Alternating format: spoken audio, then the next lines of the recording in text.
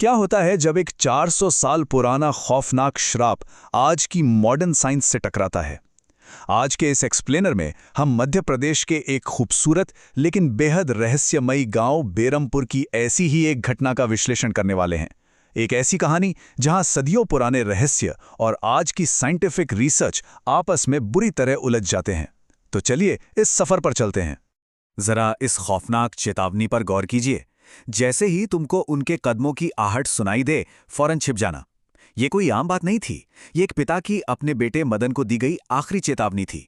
मदन शनिवार की रात को अपने दोस्तों से मिलने जाने की जिद कर रहा था और बेरमपुर में शनिवार की रात घर से बाहर निकलना सीधे मौत को बुलावा देना था। पिता के चेहरे का खौफ साफ बता रहा था कि उस रात के अंधेरे में कुछ तो है जो बाहर घूम रहा था। तो चलिए सबसे पहले हम इतिहास के उन पन्नों में चलते हैं, ठीक 400 साल पीछे, जहां से इस खौफ की असल शुरुआत हुई थी।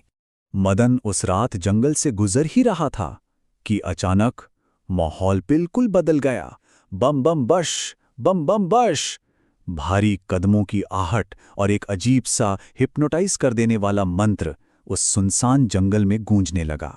मदन, जो थोड़ी देर पहले तक बिल्कुल बेखौफ था, इन आवाज़ों को सुनकर बुरी तरह घबरा गया। उसे समझ आ गया कि उसके पिता का डर बिल्कुल सच था। उसने अपनी जान बचाने के लिए फौरन पास की झाड़ियों में छलांग लगा दी और अपनी सांसें रोक लीं। अब सवाल ये है कि आखिर उस जंगल में था कौन? ये थे निशिर मोलो।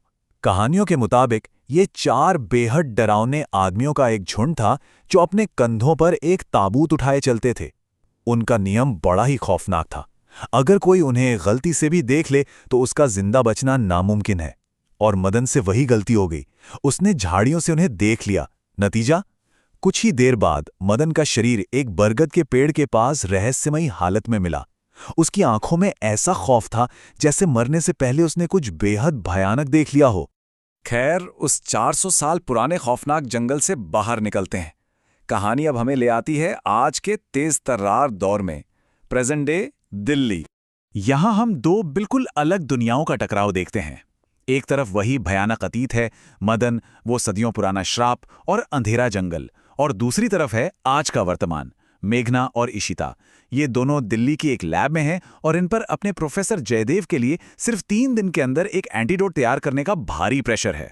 एक तरफ अंधविश्वास और मौत का खौफ है, तो दूसरी तरफ साइंस और टाइट डेडलाइन। लेकिन क्या ये दोनों दुनियाएं वाकई इतनी अलग हैं? इन दोनों अलग अलग दुनियाओं को जोड़ती है एक अजीब सी चीज, मेघना का एक सपना जो उसे बार बार आता है। सपने में वो देखती है कि वो एक धुंध से भरे सुनसान जंगल में अकेली खड़ी है। तभी एक विशालकाय और डरावना पक्षी उसका पीछा करने लगता है। बचते हुए वो अचानक एक पेड़ से टकराती है और देखती है कि उस पेड़ से एक अजीब सा हरे रंग का लिक्विड टपक रहा है। ये सपना लगातार आना किसी गहरी और पुरानी घटना का साफ इशारा था। जब इशिता लैब में पुराने किस्से कहानियों की एक किताब खोलती है तो एक बड़ा रहस्य सामने आता है। मृत्युंजय अमृत पौराणिक कथाओं के अनुसार ये एक हरे रंग का तरल पदार्थ है जो हर पूर्णिमासी की रात एक खास पेड़ से टपकता है। सबसे हैरान करने वाली बात क्या थी पता है? किताब में छपे उस पेड़ का चित्र बिल्कुल वैसा ही था जैसा मेघना अपने सपनों में देखती थी। अब क्योंकि ये दोनों साइंस की स्टूडेंट्स थीं, उन्होंने ऐसे किसी जादू टोने की तरह नहीं, बल्कि अपने एंटीडोट के लिए एक सॉलिड सोल्यूशन की तरह देखा। तो उन्होंने एक बड़ी ही लॉजिकल और साइंटिफिक प्लानिंग की। पहला स्टेप, उस पुरानी किताब से सारी डिटेल्स निकालना। दूसरा, बस पकड़कर बेरमपुर गांव जाना। और तीसरा, उस खास पेड़ को ढूंढकर उस हरे लिक्विड की टेस्टिंग करना। उनके लिए ये बस एक सिंपल सी रिसर्च ट्रिप थी। उन्हें जरा भी अंदाजा नहीं था कि वो किस भयानक ऐतिहासिक दलदल में उतरने जा रही हैं। और इसी तरह ये दोनों टाइमलाइंस आपस में टकरा जाती हैं। 5 घंटे के सफर के बाद वो आखिरकार बेरमपुर पहुंच जाती हैं। लेकिन गांव में उनके कदम रखते ही कुछ बेहद अजीब घटनाएं घटने लगीं। जैसे ही वो आईं, मौसम अचानक पलट गया। तेज धूप गायब हो गई और अचानक एक भयानक आंधी और काले बादल छा गए। गांव वाले भी हैरान थे क्योंकि इतनी तेज गर्मी में इस आंधी का कोई लॉजिक ही नहीं था। और हद तो तब हो गई जब गांव के मुखिया के घर के मंदिर में रखा पवित्र दीपक रहस्यमयी तरीके से अपने आप बुझ गया। साफ था, गांव की वो सदियों पुरानी ऊर्जा इन बाहरी लोगों के आने पर अपना रिएक्शन दे रही थी। अपनी रिसर्च को छिपाने के लिए लड़कियों ने एक कहानी बनाई। उन्होंने मुखिया से कहा कि वो अपनी पढ़ाई के सिलसिले में 5 गांवों पर रिसर्च करके कुछ लिखने आई हैं। उन्होंने बड़ी समझदारी से मृत्युंजय अमृत का नाम तक नहीं लिया ताकि किसी को शक न हो। उनकी इस कहानी पर मुखिया को पूरा यकीन हो गया और उसने खुशी खुशी उन्हें अपने ही घर में ठहरने की जगह दे दी, जहां उनकी मुलाकात मुखिया के बेटे अनुज से हुई। अब वक्त आ गया था राजा सूरजभान के बनाए उस 400 साल पुराने राजमहल के रहस्यों से पर्दा उठाने का। आधी रात की घुसपैठ। टेंशन अब बढ़ती जा रही थी। रात के ठीक 12 बजे थे। अनुज चुपके से दोनों लड़कियों को घर से बाहर निकाल लाया। उसके कुछ ही देर बाद गांव में फिर से वही अजीब और तेज हवाएं चलने लगीं और मंदिर के पुजारी को आसमान में काले साए घूमते हुए दिखाई दिए।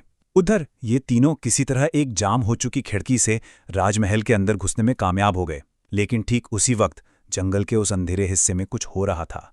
निशीर मोलो अपनी सदियों की नींद से जाग रहे थे। राजमहल के अंदर का माहौल बड़ा ही खौफनाक था। अंदर घुसते ही मेघना को एक अजीब सी फीलिंग आई। उसे 400 साल पुराना वो आर्किटेक्चर बिल्कुल जाना पहचाना लग रहा था, जैसे वो पहले भी वहां आ चुकी हो। वो सुनसान गलियारे जहां अचानक भारी जूतों के चलने की आवाजें गूंजने लगीं, बिल्कुल किसी सिपाही के चलने जैसी। और फिर अचानक से एक रहस्यमयी दरवाजा बहुत जोर की आवाज के साथ खुद ब खुद खुल गया। महल में कुछ बहुत ही पुरानी और डरावनी शक्ति मौजूद थी। और राजमहल के बाहर निशिर मोलो की वापसी हो चुकी थी और श्राप पूरी तरह से जाग उठा था। रात के सन्नाटे को चीरते हुए वही 400 साल पुरानी आवाज एक बार फिर आसमान में गूंज उठी। बम बम बम बम, निशिर मोलो का वही भयानक मंत्र। इस आवाज ने सोए हुए गांव वालों की रूह कंपा दी। मंदिर का पुजारी डर के मारे भागता हुआ मुखिया के कमरे में पहुंचा। पूरा गांव खौफ के साए में अपने अपने घरों में दुबक गया। किसी में इतनी हिम्मत नहीं थी कि बाहर झांक भी ले। लेकिन गांव के बाहरी किनारे पर कुछ और ही चल रहा था। संपत और कप्तान नाम के दो जुआरी इतनी भयानक आंधी और डरावनी आवाजों के बाद भी पत्ते खेलने में मगन थे।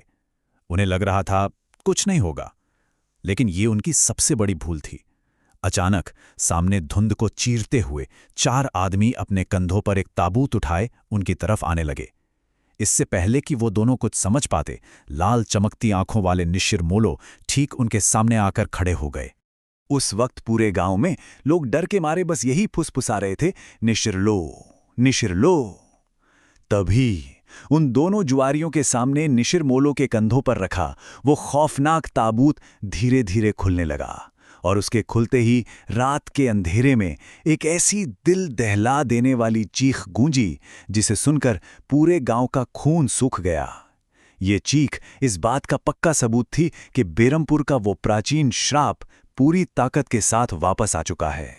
तो अब इस पूरे एक्सप्लेनर के बाद हमारे सामने सबसे बड़े सवाल खड़े होते हैं। ये निशिर मोलो आखिर हैं कौन?